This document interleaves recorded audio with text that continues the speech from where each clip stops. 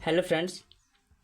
तो आज हमारा क्लास 12 का चैप्टर स्टार्ट कर रहे हैं, मतलब पार्ट 2 का, जिसका पहला पार्ट 2 में पहला चैप्टर है हमारा प्रकाश का अपवर्तन। सो स्टार्ट नाउ, स्टार्ट करते हैं। आइए हम सभी लोग मिलकर प्रकाश का अपवर्तन के बारे में चर्चा करते हैं। देखते हैं कि प्रकाश के अपवर्तन मतलब ये इस चैप्टर में क्या क्या दिया है। तो पहले हेडिंग है हमारी प्रकाश की परिभाषा, यानी प्रकाश की परिभाषा, यानी प्रकाश किसे कहते हैं, राइट। तो प्रकाश एक ऊर्जा होती है जब वह हमारे आँखों की रेटिना पर गिरती है तब वस्तु हमें दिखाई देने लगती है। यानी जब प्रकाश, आप जानते हैं कि प्रकाश क्या है, एक ऊर्जा है। तो यह हमारे जब आँखों की रेटिना पर गिरती है तो वस्तु हमें दिखाई देने लगती है। दूसरा हेडिंग है आपका प्रकाश के गुण। तो प्रकाश के गुण में देखिए क्या क्या आता है। प्रकाश का गुण क्या है? प्रकाश में ऊर्जा पाई जाती है, राइट। यह सरल रेखा में चलता है। इसमें इलेक्ट्रॉन पाए जाते हैं। इसमें अपवर्तन के गुण, परावर्तन के गुण, ध्रुवण के गुण, विवर्तन, व्यतिकरण तथा वर्ण विक्षेपण आदि पाए जाते हैं, राइट। तो दोस्तों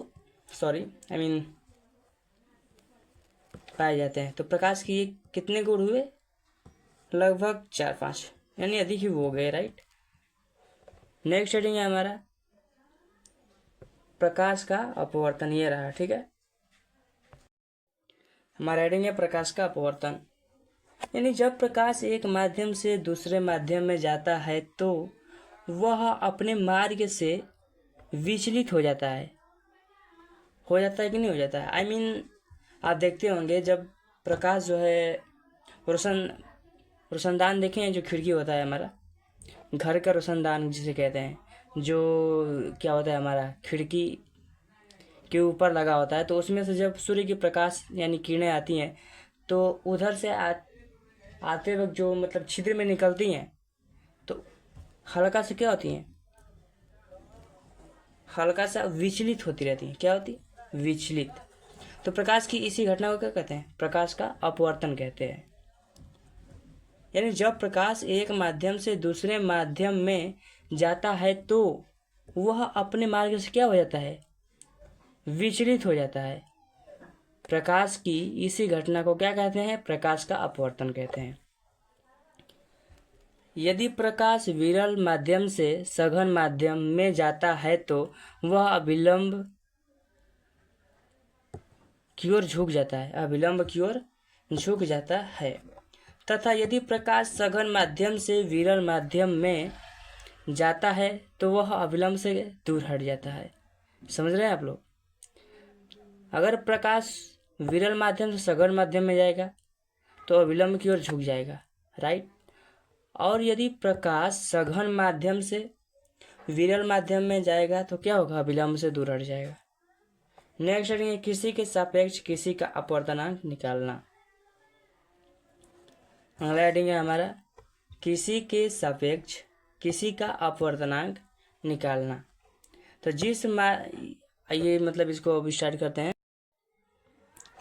जिस माध्यम से प्रकाश आता है और जिस माध्यम में प्रवेश करता है, तो जिस माध्यम से प्रकाश आ रहा है तो उसे उस माध्यम का सापेक्ष कहेंगे, यानी कहते हैं।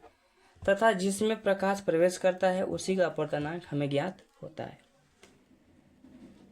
यानी जिस माध्यम से प्रकाश आता है और जिस माध्यम में प्रवेश करता है, सपोज विरल माध्यम से प्रकाश क्या है, मान लीजिए सूर्य की किरणें आती हैं और यह है हमारा क्या, आपका वाटर, मान लीजिए नदी हुआ, राइट।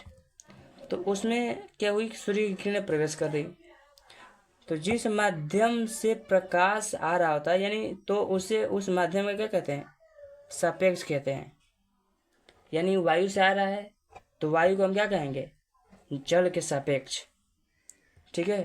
और जिसमें प्रकाश प्रवेश करता है उसी का अपवर्तनांक हमें ज्ञात होता है, यानी जल का अपवर्तनांक हमें ज्ञात होगा, क्योंकि प्रकाश जो है जल में ही क्या हो रही है? प्रवेश हो रही है। तो इसका कहने का मतलब यह है कि जिस माध्यम से प्रकाश आता है और जिस माध्यम में प्रवेश करता है तो जिस माध्यम से प्रकाश आ रहा होता है तो उससे उस माध्यम का सापेक्ष कहते हैं, तथा जिसमें प्रकाश प्रवेश करता है उसी का अपवर्तनांक हमें ज्ञात होता है, राइट। अर्थात यदि प्रकाश वायु से जल में जा रहा है तो हमें वायु के सापेक्ष जल का अपवर्तनांक ज्ञात होगा। अर्थात यदि प्रकाश वायु से जल में जा रहा है तो हमें वायु के सापेक्ष जल का अपवर्तनांक ज्ञात होगा। वायु के सापेक्ष जल के अपवर्तनांक को ANW से प्रदर्शित किया जाता है। समझ गए जी। वायु के सापेक्ष जल के अपवर्तनांक को ANW से प्रदर्शित किया जाता है, राइट। अगला हेडिंग है जल के सापेक्ष कांच का अपवर्तनांक NWNG। ये देख रहे हैं ANG equal to 1/GNA। Third is WNG equal to 1/GNW। यानी समझ रहे हैं, वाटर है और ये ग्लास है, यानी जल के सापेक्ष कांच का अपवर्तनांक है, ये इसको कहेंगे, राइट। और ये है एयर NG यानी ग्लास, एयर ग्लास यानी वायु के सापेक्ष कांच का अपवर्तनांक है ये। और यह है आपका वायु के सापेक्ष जल का अपवर्तनांक है। इसे देखिए ANW into WNA equal to 1 होता है, ANW into WNG into GNA equal to 1 होता है। और WNG यानी जल के सापेक्ष कांच का अपवर्तनांक को हम ये लिख सकते हैं वायु के सापेक्ष कांच का अपवर्तनांक बाई वायु के सापेक्ष जल का अपवर्तनांक। उसी प्रकार इसे हम लिख सकते हैं GNW यानी क्या है, ये ग्लास यानी कांच के सापेक्ष ये है आपका जल का अपवर्तनांक। नेक्स्ट हेडिंग हमारा क्रांतिक कोण, यानी सघन माध्यम में बना वह कोण जिसके लिए विरल माध्यम में अपवर्तन कोण का मान 90 डिग्री हो क्रांतिक कोण कहलाता है। इसे C से प्रदर्शित किया जाता है। यानी सघन माध्यम में बना वह कोण जिसके लिए विरल माध्यम में बना अपवर्तन कोण का मान 90 डिग्री हो क्रांतिक कोण कहलाता है। और इसे हम क्या करते हैं, C से प्रदर्शित करते हैं। आइए चलते हैं नेक्स्ट हेडिंग पे। नेक्स्ट हेडिंग हमारा पूर्णांतरिक परावर्तन। यदि सघन माध्यम में आयतन कोण का मान क्रांतिक कोण से थोड़ा सा भी आगे बढ़ाया जाता है तो संपूर्ण आपतित किरण परावर्तन के नियम के अनुसार परावर्तित होकर उसी माध्यम में लौट जाती है जिस माध्यम से वह आती है।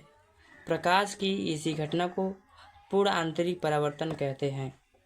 समझ में आया आप लोगों को? आई होप कि ये आप लोग अच्छे से समझ चुके होंगे। यानी यदि सघन माध्यम में आपतन कोण का मान क्रांतिक कोण ऊपर आप पढ़े हैं, ठीक है, क्रांतिक कोण से थोड़ा सा भी आगे बढ़ाया जाता है तो संपूर्ण आपतित किरण परावर्तन के नियम के अनुसार परावर्तित होकर उसी माध्यम में लौट जाती है जिस माध्यम से वह आती है। प्रकाश की इसी घटना को पूर्णांतरिक परावर्तन कहते हैं। जैसे मृग मरीचिका, हीरा का चमकना, चटके हुए शीशे का चमकना, जल में बुलबुले का चमकना। मृग मरीचिका आप जानते हैं किसको कहते हैं?